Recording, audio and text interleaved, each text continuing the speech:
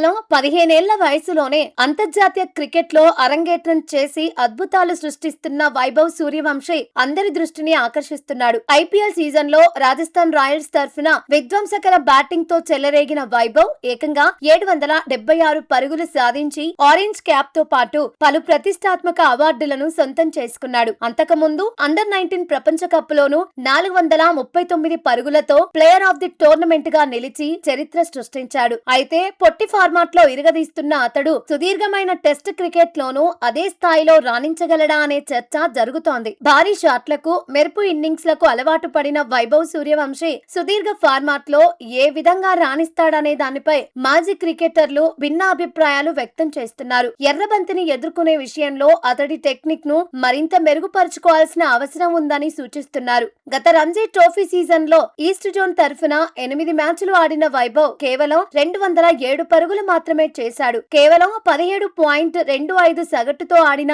అతడు కనీసం ఒక్క అర్ధ శతకం కూడా సాధించలేకపోయాడు. ఆ సీజన్ లో అతడి అత్యధిక వ్యక్తిగత స్కోర్ 83 పరుగులే. అయితే ఈ వైఫల్యాలతో నిరుత్సాహపడకుండా సుదీర్ఘ ఫార్మాట్ లో తనను తాను నిరూపించుకునేందుకు వైభవ్ ఇప్పుడు తీవ్రమైన కసరత్తు చేస్తున్నాడు.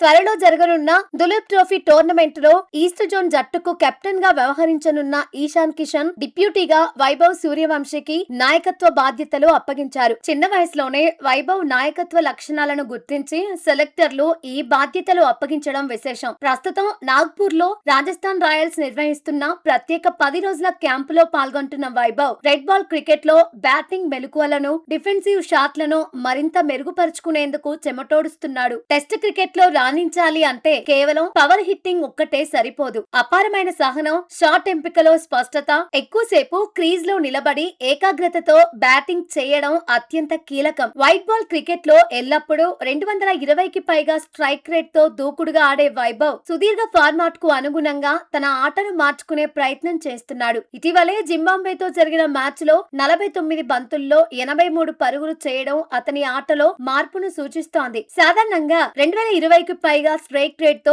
బ్యాటింగ్ చేసే వైభవ్ ఆ మ్యాచ్ లో 169.38 స్ట్రైక్ రేట్ తో ఆడాడు. చిన్న వయసులోనే అద్భుతమైన ప్రతిభతో దూసుకెళ్తున్న ఈ కుర్ర సంచలనం భవిష్యత్తులో టెస్ట్ క్రికెట్ లోనూ తనదైన ముద్ర వేసి భారత జట్టుకు మ్యాచ్ విన్నర్ గా మారుతాడా లేదా అనేది కాలమే నిర్ణయించాలి.